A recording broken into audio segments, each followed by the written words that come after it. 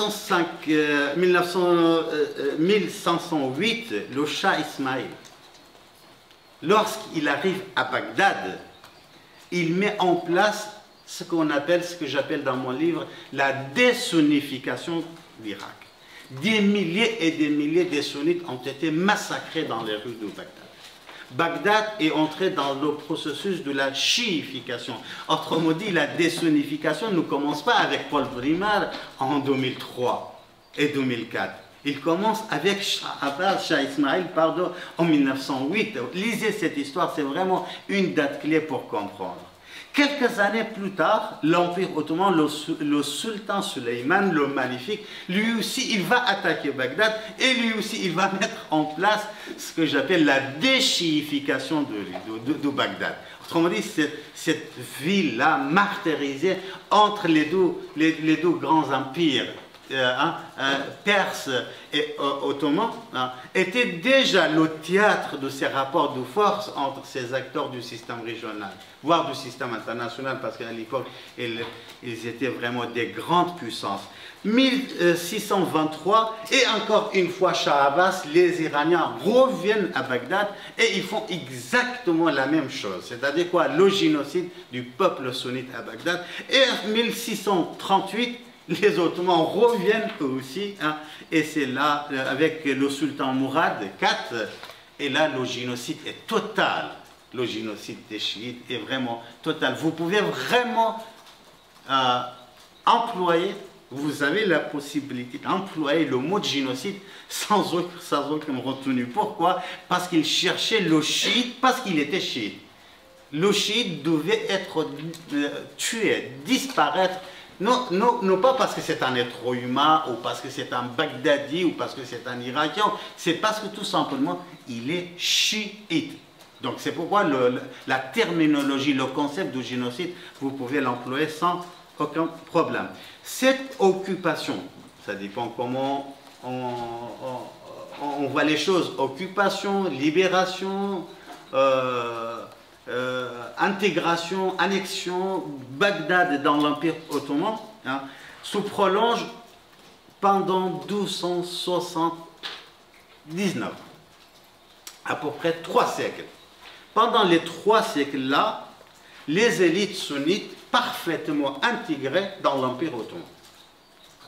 Ce que j'appelle dans mon livre, je détaille vraiment le processus de l'ottomanisation des sunnites.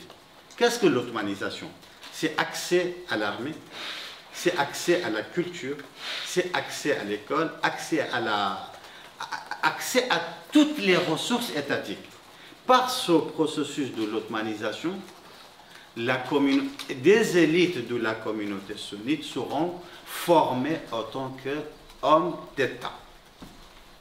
Homme d'État, une raison d'État, la raison d'État, la culture étatique chez cette petite minorité sunnite se met en place grâce aux Ottomans.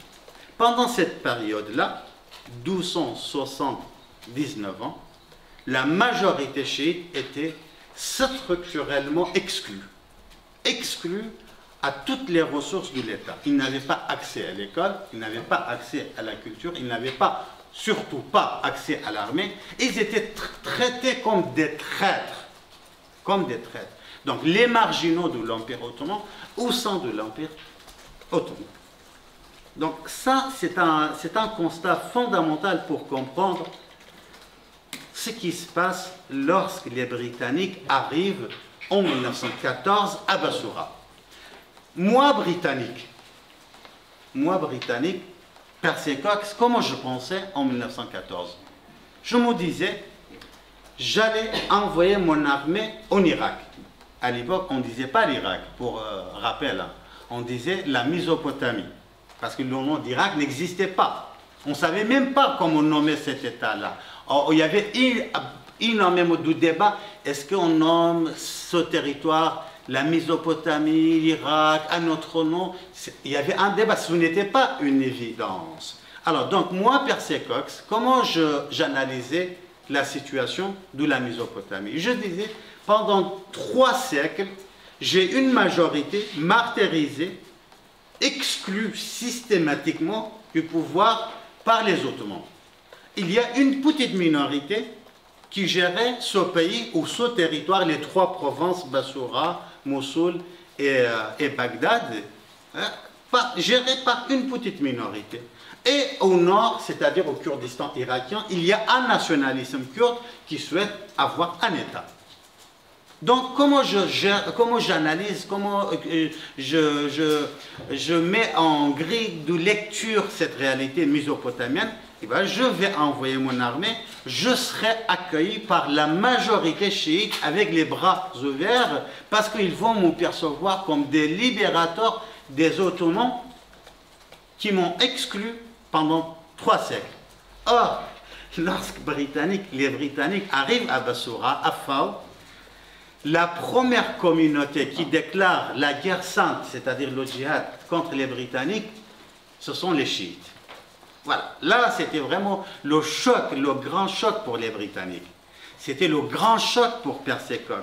C'était le grand choc pour cette occupation britannique, parce qu'ils pensaient au bout de quelques semaines, ils vont arriver à Bagdad, grâce au soutien de la majorité chiite. Or, la majorité chiite, par la voix de leur grand ayatollah, déclare la guerre sainte, le djihad, contre les Britanniques.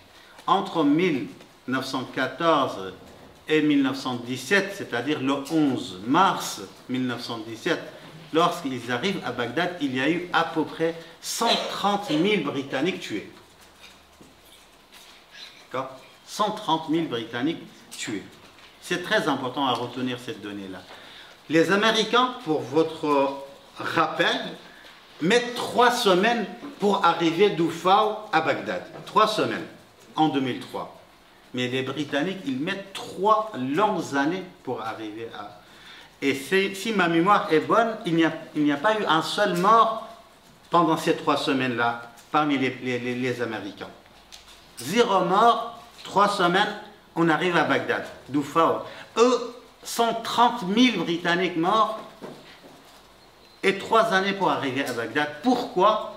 Parce que lorsque, je vais l'aborder bien évidemment en détail en 12e temps, lorsque les Américains envahissent l'Irak, il y a la collaboration de la majorité chiite garantie. C'est avec les chiites pro-iraniens que les Américains arrivent à Bagdad. Or, lorsque les Britanniques arrivent à Fao, ce sont les chiites qui déclarent la résistance contre eux et empêcher l'occupation de la Mésopotamie. Au moment où les chiites exclus, martyrisés, entrent dans la résistance, les sunnites, ça c'est, vous pouvez, il y a un chapitre consacré à cet épisode-là dans mon livre. À ce moment-là, les sunnites vont former une grande délégation composée de 27 personnes.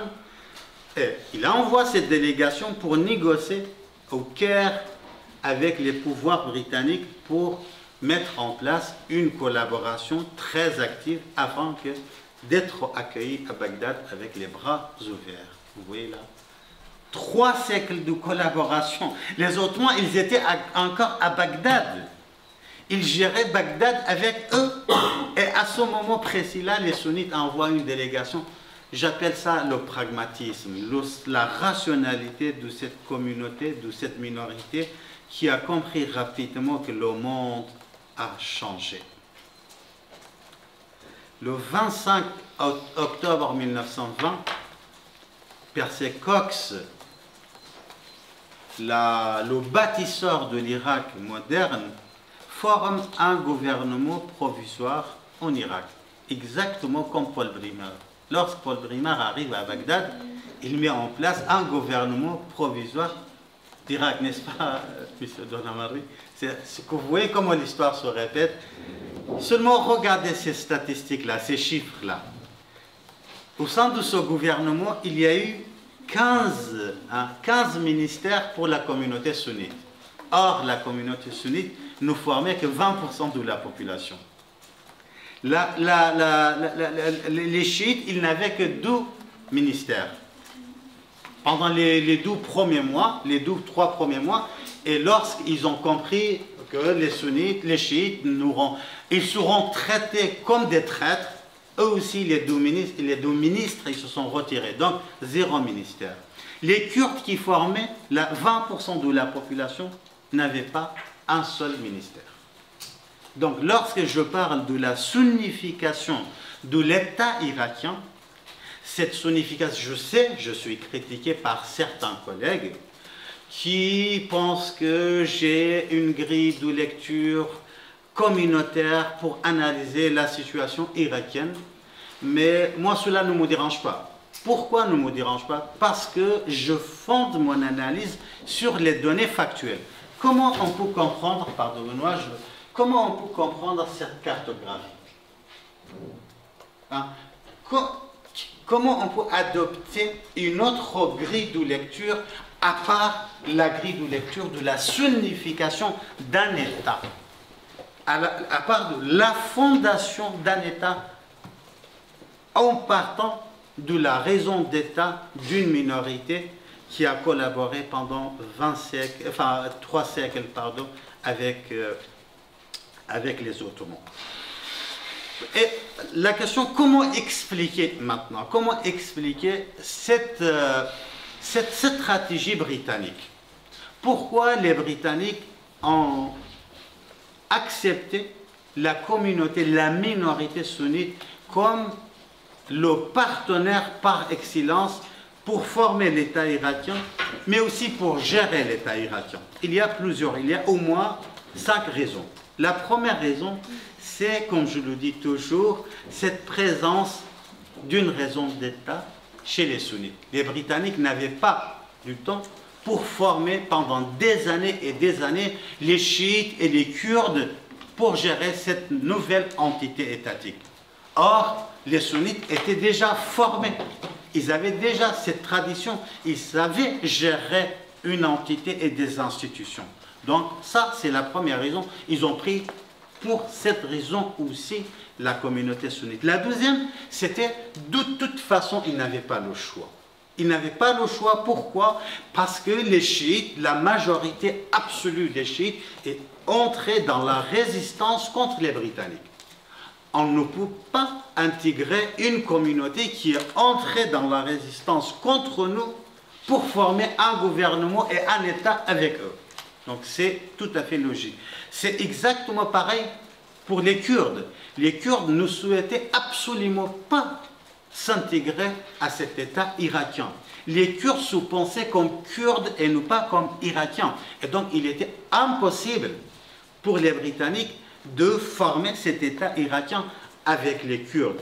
Une autre raison, il y avait la même année 1921, 1338 cadres parfaitement formés, irakiens, enfin mésopotamiens, sunnites, qui sont rentrés de la Syrie ou d'Istanbul vers Bagdad, et ils étaient immédiatement disponibles.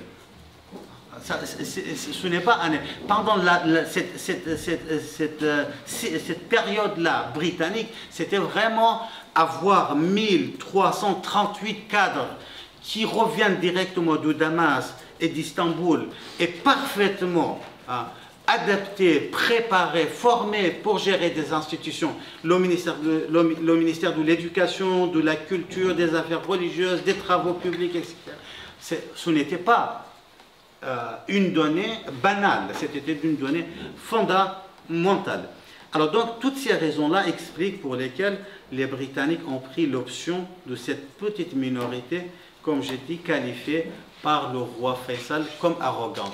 Je l'ai dit et je l'ai redit à plusieurs reprises, c'est Faisal qui qualifie la minorité sunnite comme arrogante. Mais pourquoi? Parce que le roi Faisal, qui était d'origine saoudienne, il venait de l'Arabie saoudite, c'était un homme cultivé. Il parlait à la fois le persan, l'arabe, le turc, le français et l'anglais. C'était un homme d'État, un homme hautement cultivé, avec une grande éducation. Il avait le rêve, lorsqu'on l'a amené en Irak, il avait le rêve d'une nation irakienne. Il avait le rêve d'un État souverain irakien. Il voulait absolument intégrer les chiites et les sunnites, les chiites et les kurdes au sein de cet État irakien. Il voulait former la nation irakienne. Et pour cela, il fallait absolument l'insertion, l'intégration, l'ouverture. Or, le roi Faisal lui-même était entouré par ces 1338 et bien d'autres nationalistes arabes, la minorité sunnite en Irak. Pour dépasser leur statut minoritaire, a adopté le nationalisme arabe comme référentiel. Lorsque j'ai un grand référentiel comme le nationalisme arabe, donc je suis beaucoup plus grand, je suis beaucoup plus large, je suis beaucoup plus nombreux que cette petite 20% qui se trouve en Irak, n'est-ce pas? Et donc par la voie à la fois nationaliste, mais aussi et surtout, je retiens cet élément, et surtout par le confessionnalisme, par le filtre confessionnalisme, les sunnites refusaient catégoriquement d'intégrer la majorité chiite. Donc, par le filtre nationaliste, il n'intégrait pas, il rejetait les Kurdes. Par le filtre confessionnaliste, il rejetait la majorité chiite. Et donc, le roi Faisal était parfaitement conscient des dangers, des conséquences dramatiques de cette exclusion sur la base ethnique ou sur la base confessionnaliste. C'est pourquoi il qualifiait les sunnites comme une minorité arrogante. Vous voyez par exemple la ville du Najaf. La ville du Najaf, c'est le cœur du chiisme. C'est la capitale du chiisme dans le monde. C'est le Vatican des chrétiens. Les sunnites refusaient un gouverneur chiite, même à Najaf. Ils voulaient, et ils l'ont fait, envoyer un sunnite de Mossoul pour gérer la province du Najaf. C'était l'humiliation totale pour cette majorité chiite. Et donc, pour toutes ces raisons-là, le roi Faisal qualifiait cette minorité sunnite comme minorité arrogante. C'est pourquoi lorsqu'il meurt, je reviens sur le Kurdistan, c'est pourquoi lorsqu'il meurt, juste 3 mois avant sa disparition, en Suisse, il était malade, il a écrit ce qu'on dit en arabe al-Muzakarat.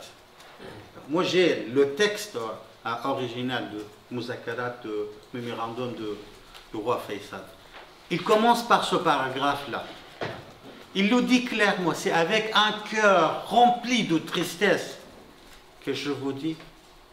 Il le dit en quelle année? En 1933. C'est-à-dire de 1921 jusqu'à 1933, il le dit clairement. C'est avec un cœur rempli de tristesse, je vous dis, qu'il n'y a pas un peuple irakien. Nous n'avons pas réussi à former un peuple irakien.